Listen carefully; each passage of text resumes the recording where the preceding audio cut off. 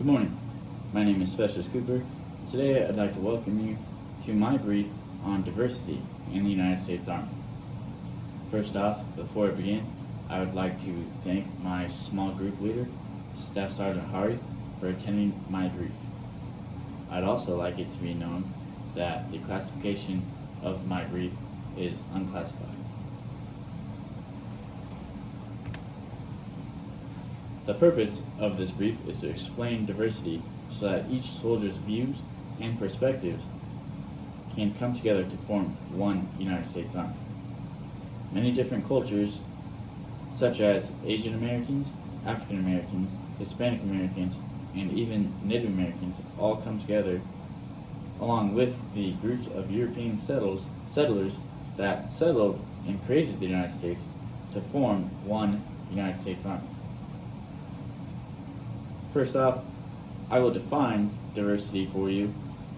Then I will explain the history of diversity in the Army. And then finally, I will tell you the benefits of diversity in the Army.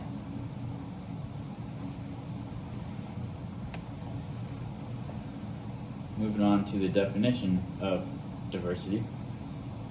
According to the Merriam-Webster Dictionary, an instance of being composed of differing elements or qualities is the definition of diversity. Diversity is bringing many different ethnicities, races, religions, ages, sexual orientations, genders, and other ideologies together and forming one big organization such as the United States Army. This can bring new ideas to the task and missions at hand. A man of Asian descent may bring a new idea and experience of completing a task or a mission from his home, from his family, and his culture. Another example would be a female that has children and is naturally more nurturing would have a better idea for taking care of a child that is found while on patrol overseas than a male would that has never had experience with children. The biggest thing with diversity is that everyone is included and no one is left out, no matter their age, skin color, gender, or ideas. Just because someone thinks differently or looks differently than you does not mean they should be excluded from the organization. Moving on to the history of diversity. The history of diversity in the Army goes back a long way. Let's start with the women in the Army. Between periods of 1775 to 1900, women were not allowed to serve in the United States Army.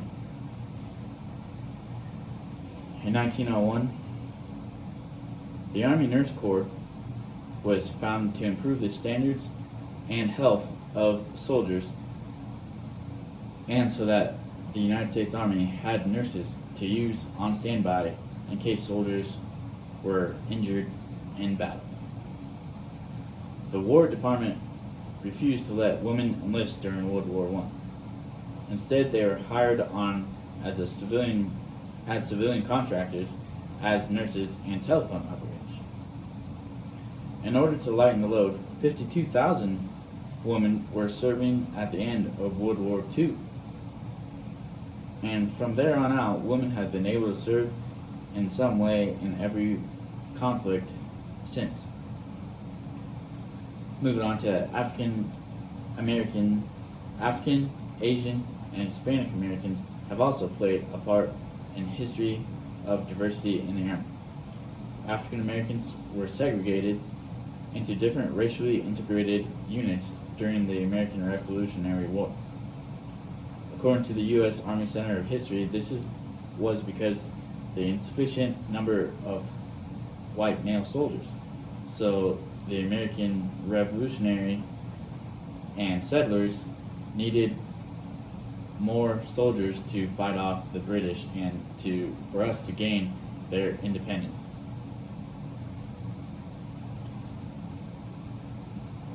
Also, according to the U.S.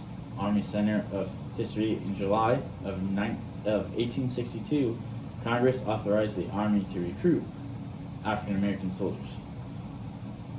After their Emancipation Proclamation of January 1863, several states organized black regiments in the Army and established the Bureau of Colored Troops to supervise the units of federally raised U.S. Colored Troops, or the USCT. African Americans have continued to serve in the Army to this day, along with Asian and Hispanic Americans. The number of Asian Americans in the Army has always been relatively small, but they still hold great value to the Army. Asian Americans have served in the Army since at least the Civil War. Asian Americans of all descent, such as Chinese, Japanese, Vietnamese, Korean, and Filipinos, have been a part of the Army. During World War II, Vietnam, and the Korean War, Asian Americans had a big part in the war effort. They continued to help translate and intercept documents that were being sent over by the United States enemies.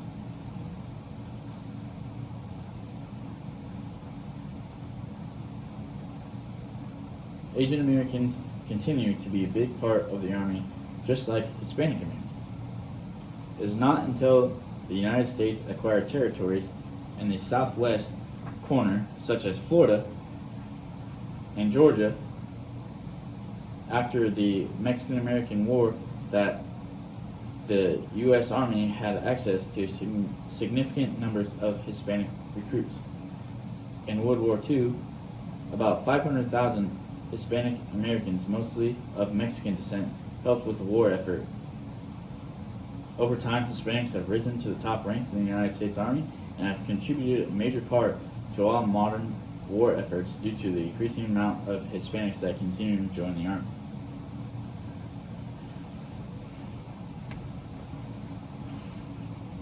Through the history of diversity in the Army, you can see that there are benefits of diversity as well.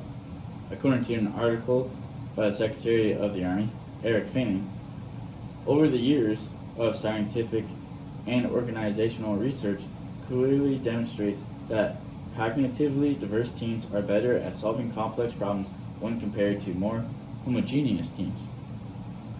Even when the homogeneous teams are composed of top-performing, highly capable individuals, we know some of this instinctively different approaches often revealed are overlooked. Solving a problem often requires learning from others how to see it different. Fanning also explains in his article that having different people from different backgrounds handles different climates, tasks, and exercises differently, and is also a great tool of diversity that the Army uses. Having all of these people with different sets of skills, knowledge, and experiences come together will make a better fighting force to be able to accommodate to any mission around the world.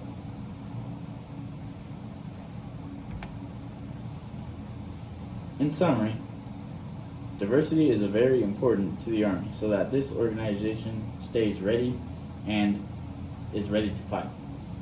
Americans coming together to bring their own definition of diversity, their cultures, and show the benefits of diversity is a step in the right direction for the United States Army. To continue to be the world's greatest fighting force, Americans from all different ideologies need to come together and be a part of the United States Army. Are there any questions? This concludes my brief.